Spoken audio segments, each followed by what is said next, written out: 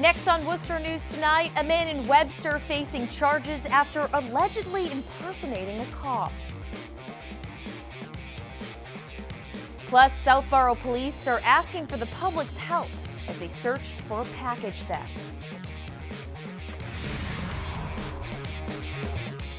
Good evening and thank you for joining us. I'm Anna Botari. We begin tonight in Webster, where a man is facing charges for allegedly driving through town with a police light on his car. Police say 34-year-old Aaron Bates had numerous police-like features on his vehicle, which has residents concerned. Our Cam Jandro joins us now live with those details. Cam? Yeah, Anna, police say the car they impounded had several tools indicative of being a police officer, and some of the residents we caught up with say it's not something to be taken lightly. A Webster man is charged for allegedly impersonating a police officer. The discovery coming after he was flashing blue lights from a non-police vehicle. Just knowing that there's somebody out there impersonating, it's a little concerning to everybody who lives near here.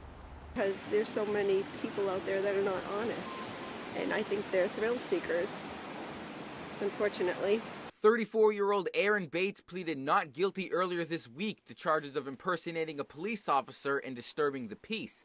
According to officers, the vehicle also contained equipment similar to what they use, as well as a police interceptor sticker. Those we spoke with say it's important to be vigilant if you suspect someone may be impersonating a police officer. I know not to pull over and stop unless you're for sure that he is a cop. You can discuss it over the phone with somebody on the other line to see if it is, in fact, a cop.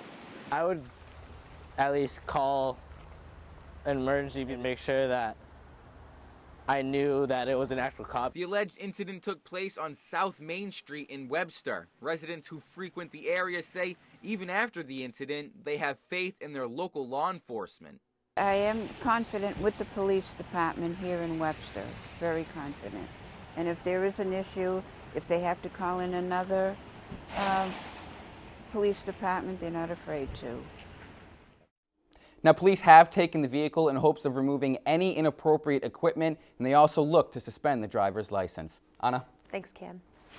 Southborough police are searching for a suspect and are asking for the public's help. Police say the suspect caught in this surveillance video has been stealing several packages from homes in town. The individual is described as having a thin build, wearing all black and ski goggles around their neck. They appear to be driving a 2017 or 18 black Honda Civic. If you have any information, you're asked to contact Southborough Police.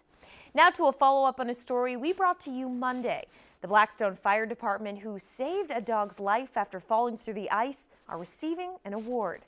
PETA has given the department a Compassionate Fire Department Award after a crew jumped quickly into action over the weekend when receiving a call a Labrador retriever named Rosie had fallen through the ice on Harris Pond.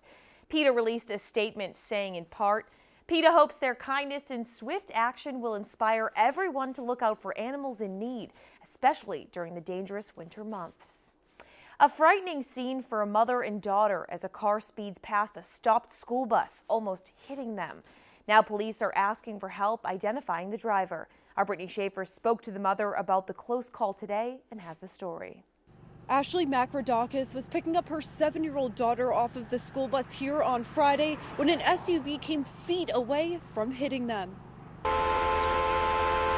The close call caught on camera by the school bus's dash cam. The bus's driver hitting the horn, but the SUV keeps going. Ashley and her daughter Lila say it was a terrifying moment. I grabbed her hand, started asking her about her day. All of a sudden heard a very loud beep and stopped just in time to see a car whizzing right past us. I just started crying my eyes out and ran back to the bus to thank Steve and for being so attentive and alerting us. We almost got hit. I'm scared. Had either one of them been hit by the vehicle, we probably would have had a fatality. Based on the speed of that vehicle going by and the fact that they had no anticipation that the vehicle was there. Millbury police say the SUV failed to yield and stop to the school bus, which had its lights and stop sign open. Ashley says the bus driver saw the suspect texting behind the wheel. I was so angry, and then that anger kind of turned into sadness because this could have ended so much worse. You trust people to stop when they're supposed to and look out for the safety of you and your child, and that was definitely not the case. Police are asking the driver of the SUV to come forward. In the meantime, Ashley has a message for them. I just want them to know what they almost did, and they literally almost wiped out half of our family by something stupid and reckless that they were doing. Now, Millbury police say they weren't able to read the license plate numbers off of the video because of how fast the SUV was traveling, but they are investigating. In Millbury, Brittany Schaefer, Worcester News Tonight. An unpaved road in Douglas is causing issues for residents on the street. Perry Street is covered in potholes, and some residents say something needs to be done. One resident even went so far as to threaten the highway superintendent and town administrator. Flaming out on people on the internet, it's really not the way, or leaving messages or saying inappropriate things really isn't the way to get things done. We work with residents all the time. Just call, make the request. We usually run right out there and take a look at it, and we'll come up with a solution that's satisfactory for people. One woman who lives on the street says her car has been damaged while driving down the road. It's becoming a huge ditch full of water, and most cars, like mine, couldn't make it through, so I had to take an alternate route just to, leave the house. The town administrator says the Perry Road extension is a private way. The town has been spreading gravel to make it passable for emergency vehicles, but ultimately it's up to the homeowners to pay for repairs. The administrator says residents can file a valid petition at the next town meeting, and if approved, they can replace the bad part of the road. A new simulator at the Worcester Police Department is helping officers train for real-life scenarios. It will help officers make split-second decisions and communicate during serious situations. Our Chandler Walsh got a look at the new simulator today and has more. Worcester police officers respond to live-action scenarios on their new Milo training simulator. The Milo range has more than 400 video scenarios, from domestic calls to active shooters. These are situations every single day our officers are dealing with. The videos are interactive and change depending on officers' commands and actions. Turn slowly and show us your hands. While another officer directs the computer program, prompting the different outcomes. If they don't de-escalate, if they don't slow down, if they don't drop the gun, if they don't drop the knife, or the officer isn't giving the right verbal commands, it goes to a different scenario, and the officer, they could shoot, they could attack the officer. The goal of the simulator is to improve officers' reaction time and decision making. Patrolman Paul Sear teaches the training and says it helps officers to communicate better and know when to take more serious action. If a situation can be de-escalated, we want that situation to be de-escalated. And if force has to be used, we want to make sure the officers are using the proper amount of force. At the end of each training, officers discuss how they reacted with instructors. Sear says the simulator allows for critiques officers wouldn't normally get. So when we're doing it here, giving them feedback, it gives them tools or techniques to say, maybe I could have done better. Police Chief Stephen Sargent says the department will still do their regular training.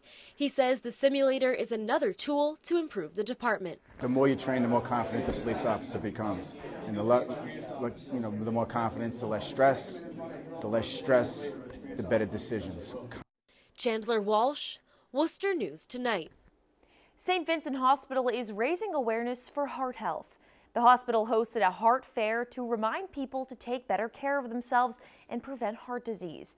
St. Vincent's Jeffrey Welsh hopes the fair helps the community lead healthier lifestyles. We have a great cardiac program here at St. Vincent Hospital. We do TAVRs. We've done over 250 TAVRs. We do mitral clips. And it's so important to the community to help the community live happy, healthier lives. The fair included blood pressure checks and healthy cooking demonstrations for Heart Month. Switching gears now, a unique drinking holiday is celebrated tonight in the city. It's National Margarita Day, and the bar at Mezcal in Worcester was starting to fill up after work. Many people deciding to celebrate the holiday and enjoy a margarita. The bar says they offer more than a dozen different flavors to choose from. While every day it seems as though it's another unofficial food or drink holiday, Waitresses at the restaurant are certainly not complaining. They say it's great for business. Actually, mostly because we are kind of right in the middle of so many schools, so it's kind of bigger along the lines of like students and colleges. So we usually see a big, we have a taco bar for Taco Tuesdays, so we get a good rush then, and then same for like Margaritas and other holidays. So it works out well for us, good business days. And in case you were wondering, according to the unofficial food holiday calendar, tomorrow is National Chili Day.